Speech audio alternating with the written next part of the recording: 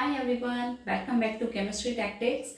आज हम केमिस्ट्री का एक ऐसा टॉपिक लेने वाले हैं जो बहुत ही इम्पोर्टेंट है आपकी हायर एजुकेशन में हो, चाहे आप अपने 10th 12th 11th में हो, तो वो आपके लिए इम्पोर्टेंट टॉपिक हो जाता है और वो टॉपिक है डायपोल मोमेंट। डायपोल मोमेंट क्या होता है, आज उसकी पूरी की पूरी कहानी हम पढ़ने वाले हैं। डायपोल मोमेंट देखो, डायपोल मोमेंट बिल्कुल बेसिक से शुरू करते हैं। बिल्कुल ये समझ लो कि कुछ नहीं पता हमें, बिल्कुल, और सिंपल लैंग्वेज में कोई आके हमें बता रहा है और हम उसको बिल्कुल समझ रहे हैं। ठीक है, तो देखो डायपोल का मतलब क्या है, पोल का मतलब क्या है। अगर सबसे पहले आपको बिल्कुल लोकल लैंग्वेज में बताओ पोल क्या होता है। मान लो कि कोई दो खंबे खड़े कर दिए हमने इस टाइप से, ठीक है, कोई भी दो ऐसे पोल खड़े कर दिए, उनके बीच में कुछ ना कुछ डिस्टेंस होगी। ठीक है, तो डाई का मतलब क्या हुआ, डाई मतलब दो। ठीक है, तो पोल तो मतलब एक खंबा हो गया, डाई मतलब दो हो गए। तो दो पोल इस तरीके से खड़े हैं, ठीक है, उनके बीच की कुछ डिस्टेंस है, हमें वो डिस्टेंस फाइंड आउट करनी है। तो यही चीज होती है आपकी डायपोल मोमेंट। अगर हम बिल्कुल लोकल लैंग्वेज में देखें कि कोई दो चीजें हैं उनके बीच की डिस्टेंस, लेकिन ये डेफिनेशन आप ना तो एग्जाम में लिख सकते हो, ना ही ये बुक्स में लिखी हुई है, ना ही आप इसको किसी को बता सकते हो। ये जस्ट आपके खुद के समझने के लिए है। ठीक है, तो अब आते हैं अपने केमिस्ट्री वाली टर्म पे। ये तो था बिल्कुल सिंपल सा एक इंट्रोडक्शन छोटा सा कि क्या चीजें होती हैं, डायपोल का मतलब क्या हो रहा है। तो अब हम अपनी केमिस्ट्री पे आते हैं। देखो, दो तरह के मॉलिक्यूल्स आप देख सकते हो। एक होता है पोलर मॉलिक्यूल, दूसरा होता है नॉन पोलर मॉलिक्यूल। ठीक है, पोलर एंड नॉन पोलर। अच्छा, एक चीज देखो, मान लो मेरे पास एक स्फीयर है, ठीक है, कोई स्फीयर है, स्फीयर कह लो या फिर कोई भी चीज मान सकते हो आप अपनी, कोई बॉल मान लो या कोई बॉक्स मान लो। मान लो कि चलो कुछ भी आपने मान लिया कि ये कोई स्फीयर है, ठीक है, कोई गोल चीज है, ये रखी हुई है कहीं पे बीच में। इधर की साइड कोई इसको खींच रहा है और एक बंदा उधर से खींच रहा है। दोनों जो पर्सन है उनकी फोर्स सेम है, सेम तरह की फोर्स लगा रहे हैं। मान लो 10 न्यूटन, इसको भी मानो 10 न्यूटन। मान लो कि कोई भी चीज बीच में रखी हुई है, कोई दो इंसान है, एक उसको अपनी तरफ खींच रहा है, दूसरा अपनी तरफ खींच रहा है, ठीक है, लेकिन फोर्स सेम लग रही है दोनों की। तो क्या कोई मूवमेंट होगा, क्या वो चीज कोई किसी एक के पास जा सकती है? क्योंकि जितनी फोर्स एक लगा रहा है उतना ही दूसरा भी लगा रहा है। तो ऐसा नहीं हो सकता कि वो चीज किसी एक के पास चली जाए, क्योंकि एक की तरफ जाएगी दूसरा उसको खींच लेगा, दूसरे की तरफ जाएगी, तो मतलब वो बीच में ही रहेगी ना, वो इधर उधर नहीं हिल सकती, क्योंकि दोनों फोर्स सेम है। ठीक है, ये सिर्फ आपको इमेजिन करना है, ऐसा हो नहीं सकता। एक पॉइंट ऐसा भी आता है भाई एक की स्ट्रेंथ कम हो गई तो उसने दूसरे को दे दी, ठीक है, ऐसा नहीं मान रहे हैं हम। मान रहे हैं कि दोनों की फोर्स बिल्कुल सेम है, कोई एक दूसरे को कॉम्प्रोमाइज नहीं कर रहा है, ठीक है, दोनों ही फोर्स सेम लग रही है। तो क्या ये चीज इधर उधर हो पाएगी? नहीं हो पाएगी। तो ये अपने प्लेस पे ही रहेगी, बिल्कुल भी इधर उधर नहीं होने वाली है। ठीक है, तो जो इसमें नेट फोर्स लग रही है वो तो जीरो है। अगर हम दोनों की नेट फोर्स लगाएं, क्योंकि मोमेंट कुछ हो ही नहीं रहा है, तो हम या फिर हम इसको लिख सकते हैं कोई मोमेंट नहीं है, नो डिस्प्लेसमेंट। ठीक है, अब दूसरी तरफ अगर मैं यही वाला कोई स्फीयर ले रही हूं, एक तरफ तो मैंने 10 न्यूटन की फोर्स लगा दी, दूसरी तरफ 15 न्यूटन की। ऐसे ही मान लो कि कोई चीज बीच में रखी हुई है, कोई स्फीयर, एक इंसान ने उसको खींचा अपनी तरफ, एक दूसरे ने खींचा अपनी तरफ, लेकिन अब उनकी फोर्स में डिफरेंस है। मान लो एक थोड़ा मोटा सा इंसान है, एक थोड़ा पतला सा बेचारा, तो पतले वाले की तरफ जाएगी क्या? नहीं, जो मोटा है, जो स्ट्रेंथ जिसकी ज्यादा है, जो ज्यादा फोर्स से खींच रहा है, वो अपनी तरफ उसको खींच लेगा। तो क्या अब यहाँ पे कोई डिस्प्लेसमेंट दिखेगा? बिल्कुल दिखेगा, ये 15 न्यूटन वाली फोर्स की तरफ चला जाएगा। तो यानी यहाँ पर डिस्प्लेसमेंट दिखा हमें कुछ, ठीक है, यहाँ पे हमें कोई ना कोई डिस्प्लेसमेंट दिख रहा है। तो यही चीज तो हमारी मॉलिक्यूल की टर्म्स में भी होती है, यही चीज हमारे मॉलिक्यूल की टर्म्स में भी होती है। जो हम अपनी केमिस्ट्री में पढ़ते हैं, मॉलिक्यूल्स, एटम्स, तो उनकी टर्म्स में भी है।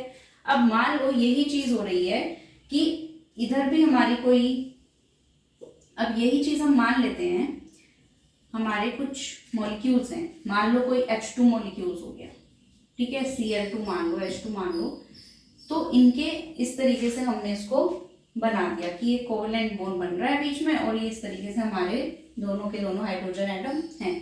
जितना चार्ज इसका उतना ही इसका, बीच में कुछ ना कुछ डिस्टेंस है। तो जब कोई इस तरह का मॉलिक्यूल होता है उसको हम क्या बोलते हैं, नॉन पोलर, यानी दोनों के चार्जेस सेम हैं। वहीं दूसरी तरफ अगर हम कोई HF या HCl टाइप का ले लें तो क्या होगा, अब यहाँ पर जो है इनके चार्जेस तो सेम थे, लेकिन यहाँ चार्जेस में डिफरेंस है, ये पॉजिटिव और ये नेगेटिव, वो भी partial positive and partial negative. तो अब इनमें तो डिफरेंस हो गया ना। अब यहाँ पर इन दोनों की इलेक्ट्रोनेगेटिविटी सेम थी, दोनों ही सेम एटम थे, तो इसलिए इनको बोला है नॉन पोलर, ठीक है। यहाँ पर हो गए हैं HCl, यानी यहाँ पे अब हमारे दो ऑपोजिट पोल्स दिख रहे हैं हमें, ठीक है, ये पार्शियल पॉजिटिव और पार्शियल नेगेटिव। तो अब ये क्या करने वाले हैं, तो इस तरह के जो मॉलिक्यूल्स होते हैं उनको क्या बोलते हैं हम, पोलर, जहां पर चार्ज का सेपरेशन होता है, ठीक है, एक पार्शियल पॉजिटिव और एक पार्शियल नेगेटिव जनरेट हो जाता है, ये हमारे पोलर होते हैं। तो पोलर और नॉन पोलर इस तरह के दो मॉलिक्यूल्स होते हैं। जब सेम एटम होते हैं हमारे, तब हमारे नॉन पोलर होते हैं, और जब डिफरेंट एटम होते हैं, डिफरेंस होता है इलेक्ट्रोनेगेटिविटी में, तो हमारे पोलर मॉलिक्यूल्स होते हैं। तो जो पोलर मॉलिक्यूल्स होते हैं उन्हीं को मेजर करने के लिए यूज होती है डायपोल मोमेंट, ठीक है। तो सिंपल अगर हम इसका देखते हैं एग्जांपल, देखो दो तरह के मॉलिक्यूल्स हमने देख लिए, अब हम देखने वाले हैं डायपोल मोमेंट होता क्या है। तो to measure polarity of a molecule,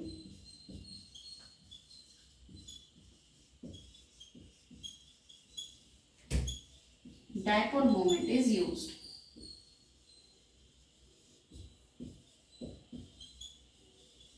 ठीक है, तो मेनली होता क्या है डायपोल मोमेंट, जो हमारे मॉलिक्यूल्स हैं उनमें जो चार्ज का सेपरेशन हुआ है, एक पॉजिटिव एक नेगेटिव, तो उनकी पोलैरिटी जनरेट हुई है, उस पोलैरिटी को ही मेजर करने का काम करता है डायपोल मोमेंट। या बिल्कुल इससे भी अच्छी हम इसकी डेफिनेशन लिख सकते हैं, dipole moment is the measurement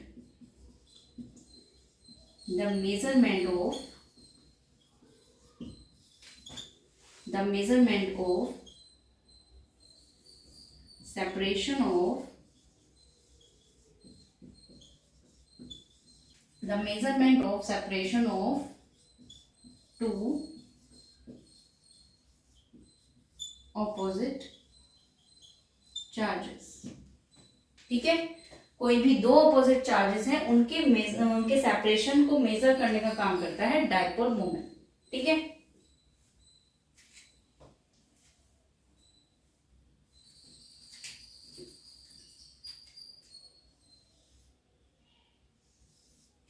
कोई एक एटम है, कोई दूसरा एटम है, मान लो पार्शियल पॉजिटिव है, पार्शियल नेगेटिव है, इसके बीच की कुछ ना कुछ डिफरेंस तो होगा, सेपरेशन तो होगा, कुछ ना कुछ डिस्टेंस होगी, मान लो r है, ठीक है। तो जब, ठीक है, तो यहां पर अगर हम डायपोल मोमेंट का फॉर्मूला देखें तो क्या होगा, mu is equal to q into r. Q क्या है यहां पर, q is the point charge, जो ये पॉजिटिव नेगेटिव चार्ज आपने लिए हैं, तो कितने चार्जेस हैं वो होता है हमारा क्यू। अच्छा, पॉइंट चार्ज क्या होता है, पॉइंट चार्ज, हम इसको सिंपल चार्ज क्यों नहीं कह रहे हैं, पॉइंट चार्ज क्यों कह रहे हैं, देखो है तो वो चार्ज ही, उसका नाम पॉइंट चार्ज इसलिए रख दिया क्योंकि फिजिक्स के अकॉर्डिंग हम डिस्टेंस को, उसकी जो डिस्प्लेसमेंट होती है उसको मेजर नहीं करते। अब कोई एटम है, उसकी कुछ ना कुछ रेडियस होगी यहाँ पर, लेकिन हम उसको मेजर नहीं कर रहे हैं, हम उस चार्ज को सिर्फ एक पॉइंट मान रहे हैं, इसलिए उसको बोल दिया पॉइंट चार्ज, ठीक है। हमने उसमें उसकी डिस्टेंस को नहीं लिया कि कितनी उसकी रेडियस है, कितनी डिस्टेंस है उस एटम की, हमने उसको सिंपल पॉइंट चार्ज मान लिया, ठीक है। अब उसमें चाहे कोई हाइड्रोजन है, चाहे कोई सोडियम है, चाहे कोई पोटेशियम है, कोई भी पॉजिटिव चार्ज हो, अब उनकी रेडियस तो डिफरेंट डिफरेंट होती है, लेकिन हमने उन सबको क्या कर दिया, एक पॉजिटिव चार्ज है सारे के सारे, तो इसलिए उनको पॉइंट चार्ज मान लिया। ठीक है, यहाँ पर उसकी डिस्टेंस को हमने लिया ही नहीं। तो ये होता है बस पॉइंट चार्ज, और बाकी ऐसा कुछ नहीं है। तो क्यों पॉइंट चार्ज हो गया, आर हमारा distance between charges, distance between two opposite charge, distance between two opposite charges. ठीक है, अब इसका अगर जो चलो पहले यूनिट देख लेते हैं। अब इसकी हम देखते हैं यूनिट क्या होगी। देखो जो Q होता है हमारा चार्ज, इसको हम मेजर करते हैं इन कूलम, और जो R होता है हमारा डिस्टेंस किसमें होती है, मीटर में। तो यानी कूलम मीटर हो जाती है इसकी यूनिट। और एक यूनिट और होती है इसकी, जिसको हम बोलते हैं डिवाई। ठीक है, इसको हम कैपिटल D से भी रिप्रेजेंट कर सकते हैं। तो ये हुई इसकी यूनिट की बात। उसके बाद हम लिखते हैं इसका रिप्रेजेंटेशन। इसको हम कैसे रिप्रेजेंट करते हैं,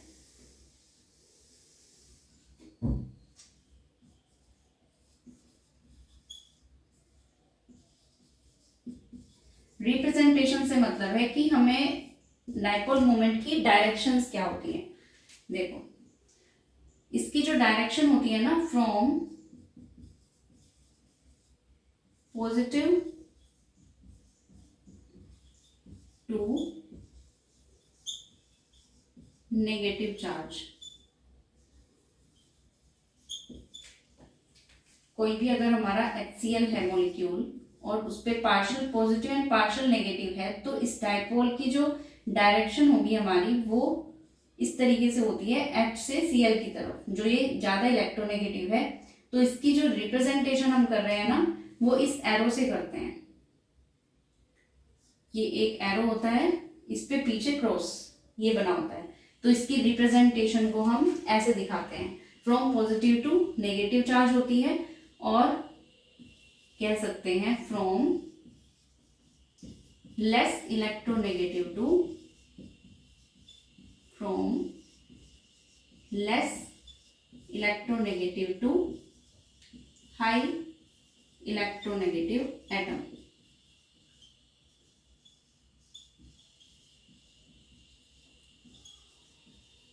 from less electronegative to high electronegative atom. ठीक है, ये इसकी रिप्रेजेंटेशन हो गई और ये इसकी डायरेक्शन हो गई। इसको आप रिप्रेजेंटेशन एंड डायरेक्शन कर लो, दोनों चीजें हमने यहाँ पर कंबाइन कर दी। ठीक है, रिप्रेजेंटेशन एंड डायरेक्शन। अच्छा, अब इसकी जो डायरेक्शन है, देखो कुछ ना कुछ यहाँ पर हमने इसको मेजर करके हम डाइपोल मोमेंट निकालेंगे, यानी इसका मैग्नीट्यूड कुछ ना कुछ तो होगा। दूसरा, इसकी एक डायरेक्शन भी है कि यहाँ से यहाँ तक ये फिक्स है कि इसकी डायरेक्शन यही होने वाली है, आप ऐसे नहीं मान सकते कहीं से कहीं भी हो जाएगी। तो जब डायरेक्शन भी फिक्स होगी और मैग्नीट्यूड भी फिक्स हो गया, मैग्नीट्यूड प्लस डायरेक्शन, जब ये दोनों चीजें होती हैं, मैग्नीट्यूड भी और डायरेक्शन भी किसी में, तो उस चीज को हम क्या बोलते हैं, वेक्टर क्वांटिटी। उस चीज को हम बोलते हैं कि ये वेक्टर क्वांटिटी है। तो ये म्यू जो है हमारा, वो वेक्टर है। ठीक है, ये फिजिक्स के अकॉर्डिंग, फिजिक्स से आता है ये वर्ड वेक्टर क्वांटिटी। और इसको हम ऐसे रिप्रेजेंट कर देते हैं कि जो हमारा ये डाइपोल मोमेंट है, इसके ऊपर हम बार्स लगा देंगे, तो ये हमारा बन जाएगा कि ये डाइपोल मोमेंट जो है वेक्टर क्वांटिटी है। ओके, क्योंकि इसमें कुछ ना कुछ फॉर्मूले से मैग्नीट्यूड भी आएगा इसका कुछ, और डायरेक्शन भी इसमें ऑलरेडी है, from less electronegative to high electronegative atom. अब जब डायरेक्शन की बात हो रही है, तो हम कुछ और एग्जांपल ले लेते हैं। कुछ और एग्जांपल से पता चलेगा कि डायरेक्शन क्या होगी।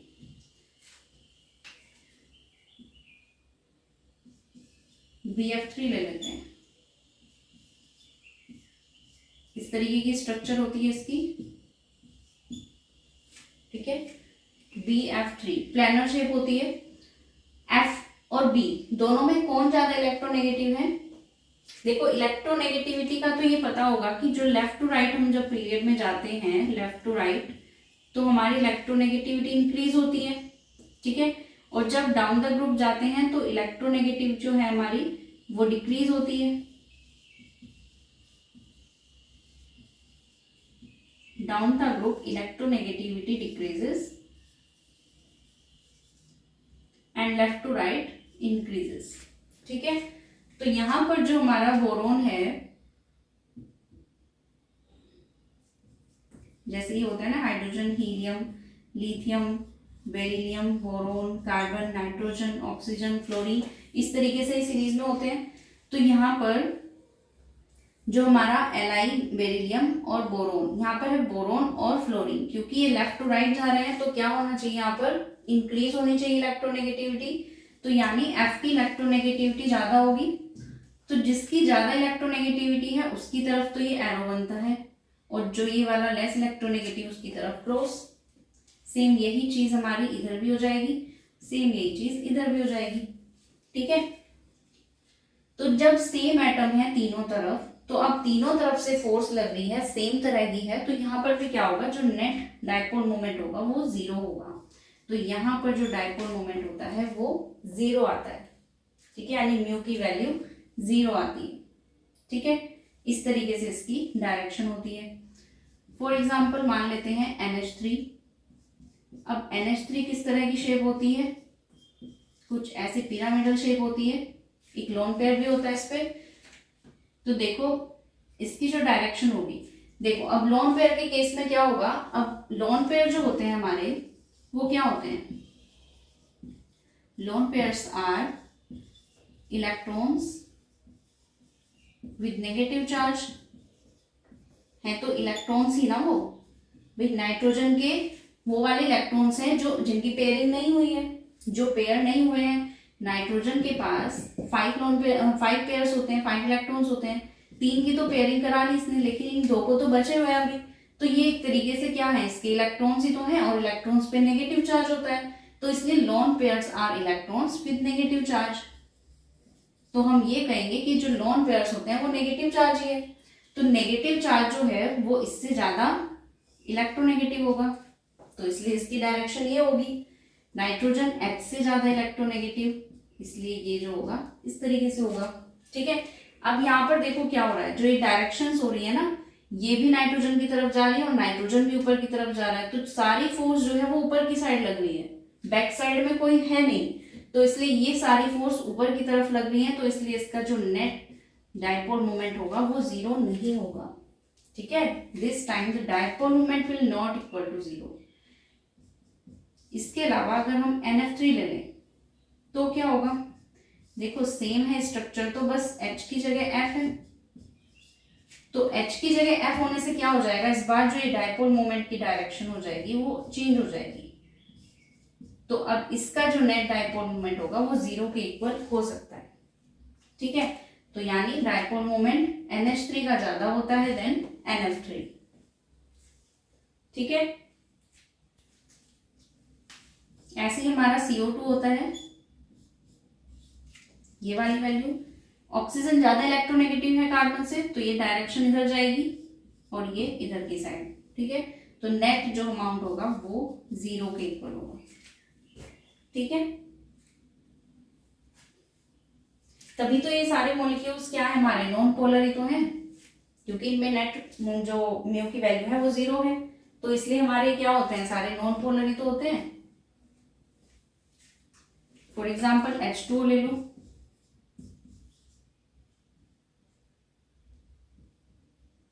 ऑक्सीजन पे भी लोन पेयर है, ऐसे मान लो।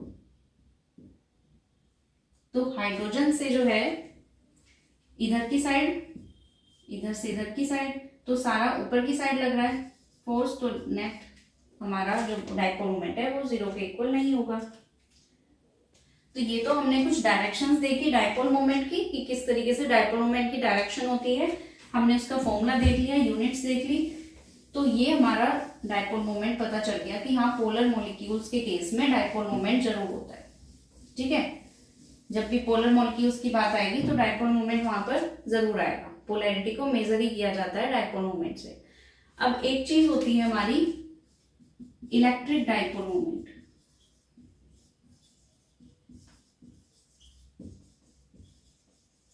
होता तो कई तरीके से है, मैग्नेटिक डायपोल मोमेंट भी होता है, उसकी सेपरेट वीडियो बनेगी क्योंकि उसमें कुछ फॉर्मूलेस डिफरेंट भी होते हैं।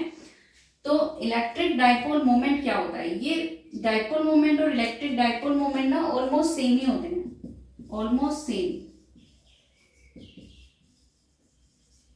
सिर्फ होता क्या है इलेक्ट्रिक वाले केस में, इन इलेक्ट्रिक मैग्नीट्यूड ऑफ चार्ज